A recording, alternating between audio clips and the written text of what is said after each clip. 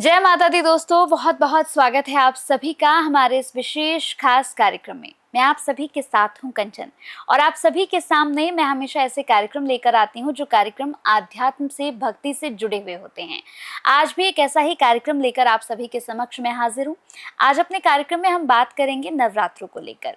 नवरात्रि में आप अष्टमी की पूजा कैसे कर सकते हैं, कन्या पूजन में आपको किन किन सावधानियों को बहुत ज़्यादा ध्यान रखना है, आपको क्या क्या करना है, कहीं आपसे कोई भूल ना हो जाए।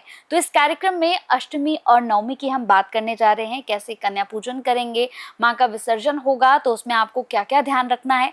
तो चलिए शुरू कर लेते हैं। मेरे साथ जो खास मेहमान हैं उनसे ही तमाम सवालों के जवाब हम लेंगे। मेरे साथ जानी मानी एस्ट्रोलॉजर जीतू जी हैं। बहुत बहुत स्वागत है मैम आपका। धन्यवाद। जय माता दी। जय माता दी। तो चलिए मैम, इसकी भी शुरुआत करते हैं, क्योंकि आपके साथ इससे पहले भी कई कार्यक्रम हुए हैं और आपके साथ बैठकर बहुत सारी अच्छी अच्छी नॉलेज वाली चीज़ें हमें पता लगती हैं कि भाई हमें करना क्या है नवरात्रों में, चाहे दीपावली में, तो बड़ा अच्छा लगता है। तो आज मैं आपसे ये पूछने जा रही हूँ मैम कि ये अष्टमी और नवमी की अगर हम बात करते हैं तो अष्टमी में भी लोग अष्टमी पूजते हैं, कन्या पूजन किया जाता है।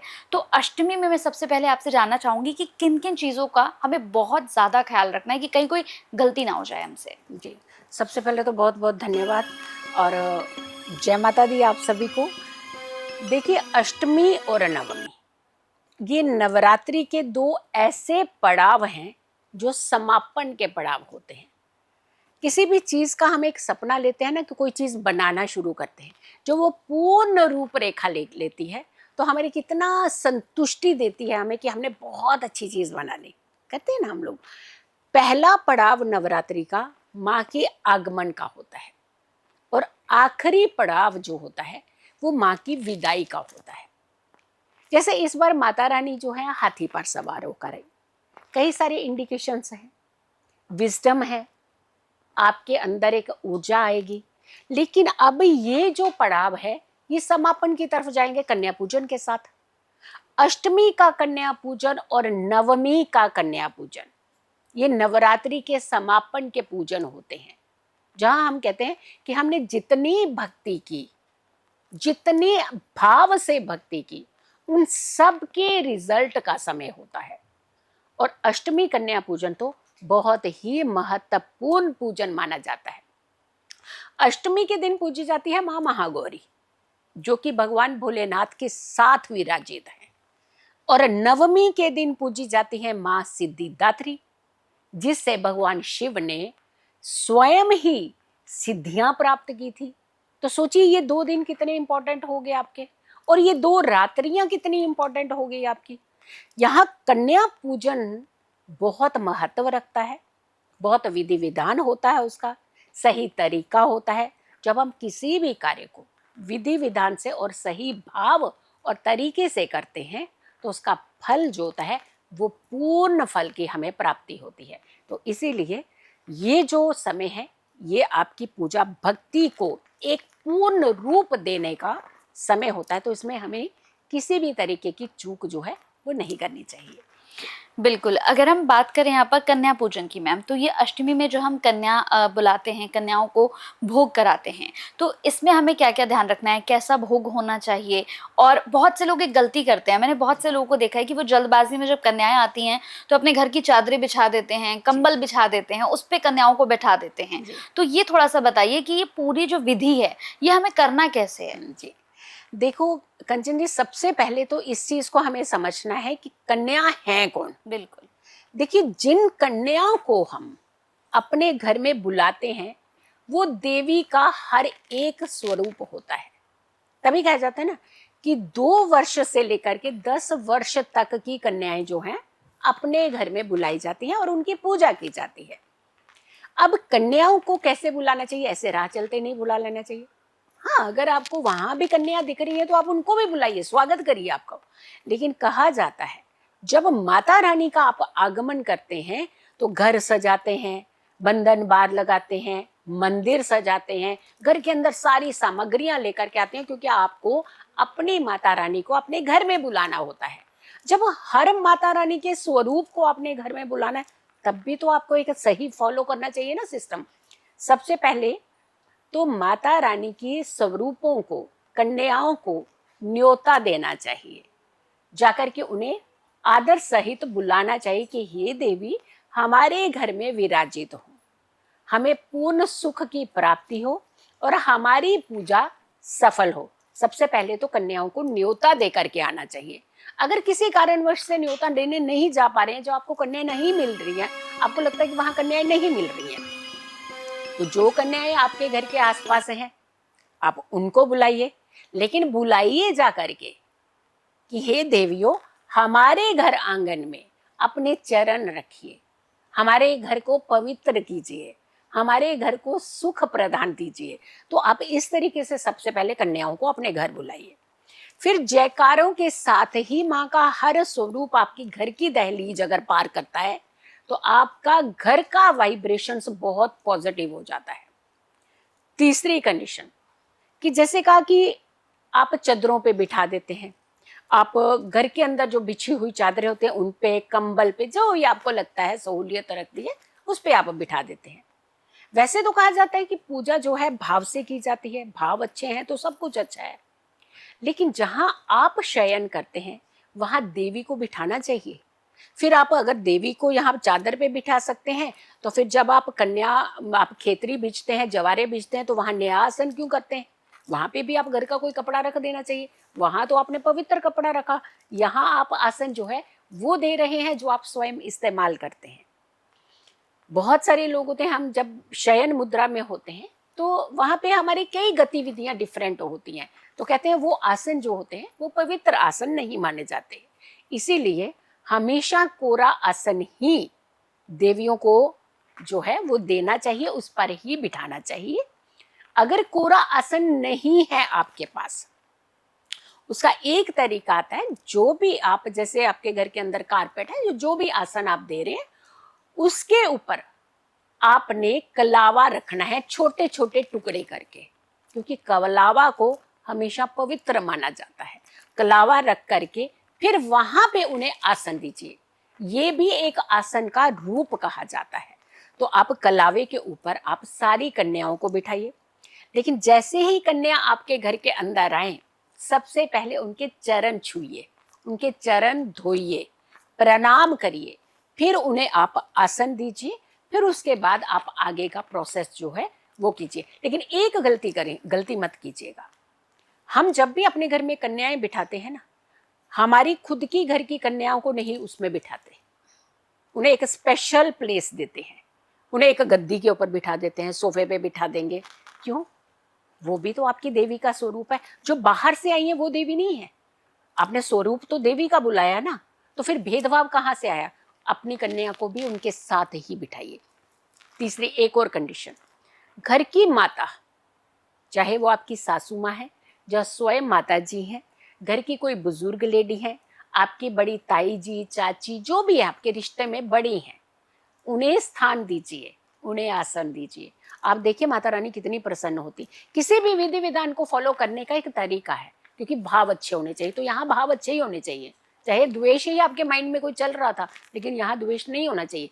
जब कन्याओं को पूज रहे हैं, जब देवियों को आप पूज रहे हैं, तो वहाँ द्वेष की जगह नहीं होनी चाहिए, वहाँ सिर्फ और सिर्फ पॉजिटिव भाव की जगह होनी चाहिए। जी बिल्कुल। तो ये अष्टमी के लिए मैम कोई समय भी है कि इस समय पर आपको पूजन करना है, या फिर इस समय पर आपको कन्याएं जो है वो भोग लगाना है, उनको कोई समय है इसका? देखिए, जो अष्टमी है वो शाम के 6:07 तक की है, और जो नवमी है वो 7:02 तक की है शाम की। तो यानी अगर आप अष्टमी पूज रहे हैं तो आपको पूरा दिन मिल गया, शाम तक की है तिथि, और अगर आप नवमी पूज रहे हैं तो भी आपकी शाम तक की तिथि है। तो यानी दोनों तिथियां आपको पूर्ण दिन की मिल रही है।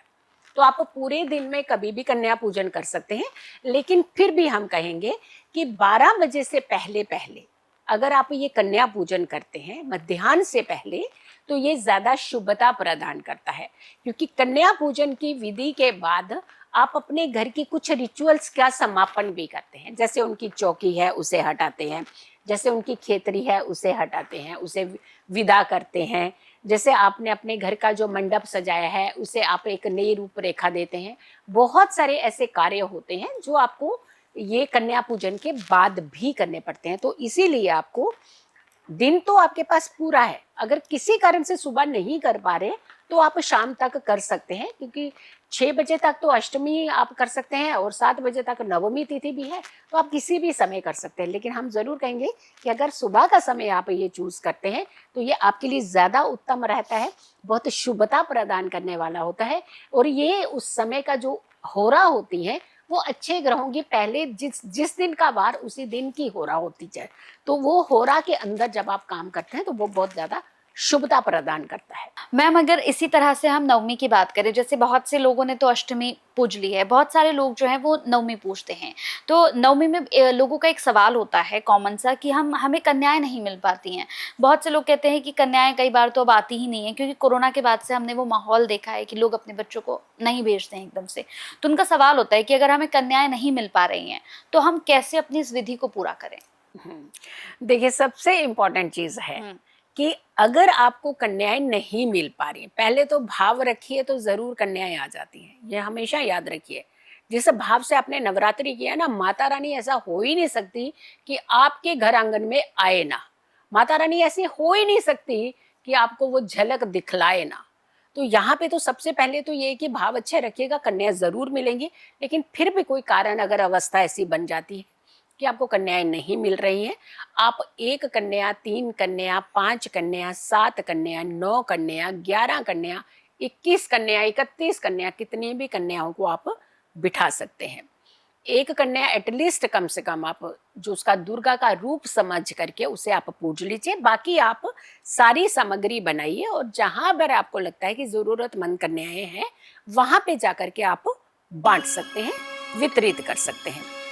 लेकिन अगर आपको कन्याएं मिल रही हैं तो उन्हें घर आंगन में ही बुलाइए, घर आंगन में आसन दीजिए, चुनरी ओढ़ाइए, चरण धोइए, उन्हें कलावा बांधिए, उनका मुंह मिष्ठान करिए, आप उन्हें दक्षिणा दे करके, उपहार दे करके, और फिर अगेन आप चरण छू करके ही उन्हें विदा करिए।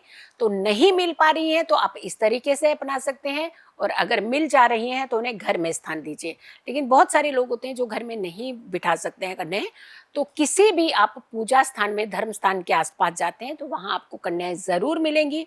अच्छे भाव से जाइए।